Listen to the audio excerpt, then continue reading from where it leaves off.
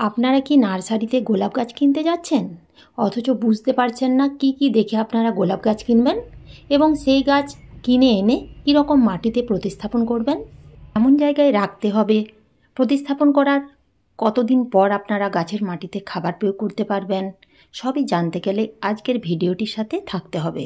ভিডিওটা স্কিপ করে দেখলে অনেক কিছুই অজানা থেকে যাবে, তাই পুরোটা দেখুন। ভালো লাগলে লাইক, শেয়ার, সাবস্ক্রাইব করে পাশে থাকবেন। নমস্কার বন্ধুরা, আমি সোনালি আর আপনারা দেখছেন সোনালিস গার্ডেন। শীতকাল মানেই গোলাপ ফুলের গাছ। শীত পড়ার সাথে সাথে আমরা নার্সারিতে গাছ কিনতে চলে যাই। তো কি কি দেখে আপনারা গাছ কিনবেন? গোলাপ গাছ কিনতে গিয়ে তাড়াহুড়ো করবেন না, হাতে সময় নিয়ে যাবেন। শুধু গোলাপ গাছ কেন, যে কোনো গাছ কেনার জন্য হাতে সময় লাগবে। তো প্রথমেই আপনারা গোলাপ গাছ কিনতে গিয়ে যেটা দেখবেন তা হলো সেই গোলাপ গাছটা সুস্থ, সবুজ, সতেজ, রোগমুক্ত এবং হেলদি আছে কিনা। এছাড়াও একটা ডাল দেখে কখনোই সেই গাছ কিনবেন না। সেই গাছটা যাতে 2-3টে ডাল বের হয় এবং ঝোপালো থাকে সেরকম দেখে গাছ কিনতে হবে।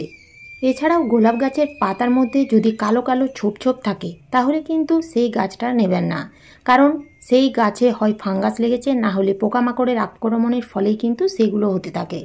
তো আপনারা যখনই গাছ কিনবেন পাতাগুলো একটু হাত দিয়ে ভালো করে চেক করে নেবেন। গাছের মধ্যে যদি কুঁড়ি বা ফুল ফুটে থাকে তাহলে তো খুবই ভালো, আপনারা আপনাদের পছন্দের মতো কালার নিতে পারবেন। গাছ কিনে এনে সেই দিনই কিন্তু আপনারা টবে প্রতিস্থাপন করে দেবেন না। গাছটিকে আপনারা এমন জায়গায় রাখুন যেখানে আরও অন্যান্য গাছ আছে। বড় কোনো গাছের নিচে, খোলা আকাশের নিচে মোটামুটি 1 সপ্তাহের জন্য রেখে দিন। কেননা নার্সারির পরিবেশ এবং বাড়ির পরিবেশ সম্পূর্ণ আলাদা, তাই মানিয়ে নিতে মোটামুটি 1 সপ্তাহের মতো সময় দিতে হবে। 7 থেকে 8 দিন হয়ে গেলে সেই গাছ টবের মধ্যে প্রতিস্থাপন করতে হবে। প্রতিস্থাপন করার আগে গ্রো ব্যাগ থেকে ভালো করে সাবধানে গাছ বের করে নিতে হবে, কিংবা ব্লেড দিয়ে কেটে ঠিক এইভাবে বের করে নেবেন এবং আঙুল দিয়ে চাপ দিয়ে দেখবেন মাটি যদি একেবারে শক্ত জমাট থাকে, অর্থাৎ চিটচিটে মাটিতে যদি গোলাপ গাছ বসানো থাকে তাহলে কিন্তু সেই মাটি কিছুটা আলগা করে নিতে হবে, কারণ চিটচিটে মাটিতে গোলাপ গাছের শিকড় খুব ভালোভাবে ছড়াতে পারবে না। সেই জন্য এইরকম একটা গামলার মধ্যে কিছুটা পরিমাণ জল নেবেন এবং গোলাপ গাছটিকে ঠিক জলের মধ্যে এইরকম বসিয়ে রাখবেন। 10 থেকে 15 মিনিটের মধ্যে মাটি আলগা হয়ে যাবে। আর যদি দেখেন গ্রো ব্যাগ থেকে গোলাপ গাছ বের করতে করতে মাটি ঝরে পড়ে যাচ্ছে, রুট বল একেবারে নরম আছে, তাহলে কিন্তু রুট বল না ভেঙেই সরাসরি টবের মধ্যে এইভাবে প্রতিস্থাপন করে দেবেন। এখন জেনে নেওয়া যাক কীরকম মাটিতে আপনারা গোলাপ গাছ প্রতিস্থাপন করবেন। তো আমি এখানে মাটি তৈরি করে রেডি করে রেখেছি। গাছ প্রতিস্থাপন করার আগে অতি অবশ্যই আপনারা টবের ড্রেনেজ সিস্টেম সুন্দরভাবে তৈরি করে নেবেন। তো ড্রেনেজ সিস্টেম সুন্দরভাবে তৈরি করার জন্য আপনারা টবের মাঝখানে যে হোলটা থাকবে সেই হোল একটা খোলামকুচি কিংবা এইরকম একটা মাটির প্রদীপ দিয়ে কিংবা বেশ কিছু নুড়ি পাথর দিয়ে ঢেকে দেবেন।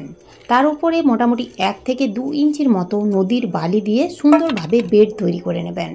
এইভাবে যদি আপনারা টবের ড্রেনেজ সিস্টেম সুন্দরভাবে তৈরি করে নিতে পারেন তাহলে কখনোই গাছের মাটিতে জল জমবে না এবং গাছ কখনোই ফাঙ্গাস লেগে মারা যাবে না। গোলাপ গাছ প্রতিস্থাপন করার জন্য সুন্দরভাবে ঝুরঝুরে মাটি তৈরি করে নিতে হবে। সেই জন্য আপনাদের হাতের সামনে যে মাটি থাকবে সেই মাটি নিতে হবে 40%, 30% নিতে হবে পুরনো গোবর সার কিংবা ভার্মি কম্পোস্ট, 20% নিতে হবে নদীর বালি এবং 10% নিতে হবে কোকোপিট। তার সাথে সামান্য একটু মোটামুটি 1 চামচের মতো হাড় গুঁড়ো মিশিয়ে নিতে হবে এবং 1 চামচ নিম খোল দিতে হবে।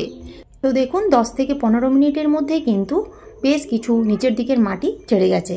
আর কোনো রকম ডিস্টার্ব না করে টবের মাঝখানে বসিয়ে গ্যাপ পুরো ফিল আপ করে দিতে হবে।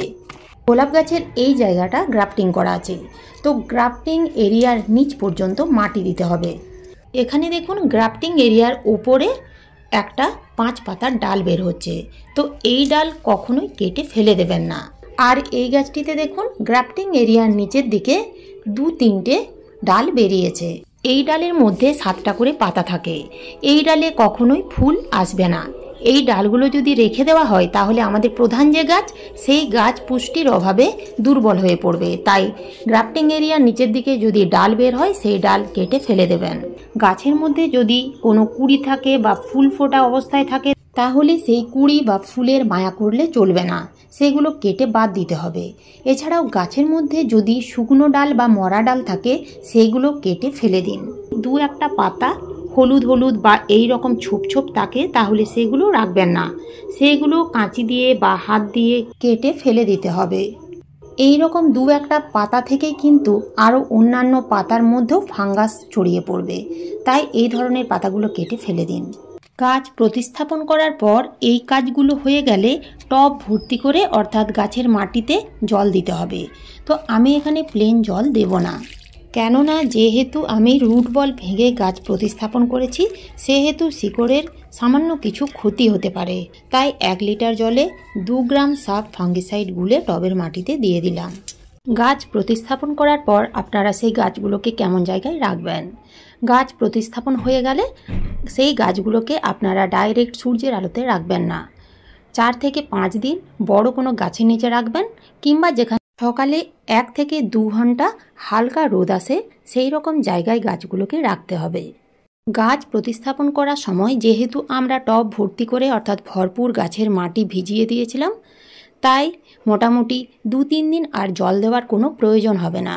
যখন দেখবেন মাটির উপরিভাগ অনেকটাই শুকিয়ে গেছে তখন আপনারা গাছের মাটিতে জল দেবেন। গাছ নতুন মাটিতে সেট হতে মোটামুটি 15 দিনের মতো সময় লাগবে। তার আগে গাছের মাটিতে কোনো রকম খাবার দেওয়া যাবে না। যখন দেখবেন মাটিতে গাছ সেট হয়ে গেছে, নতুন নতুন পাতা বা ডাল ছাড়তে শুরু করেছে, তারপর থেকে গাছের মাটিতে খাবার দিতে হবে। গোলাপ গাছ সেনসিটিভ গাছ, খুব তাড়াতাড়ি এই গাছে পোকামাকড় এবং ফাঙ্গাস লাগতে শুরু করে। ডালগুলো উপর দিক থেকে শুকিয়ে যেতে শুরু করে, এছাড়াও পাতার মধ্যে বিভিন্ন রকমের ছোপ ছোপ দাগ দেখা দেয়।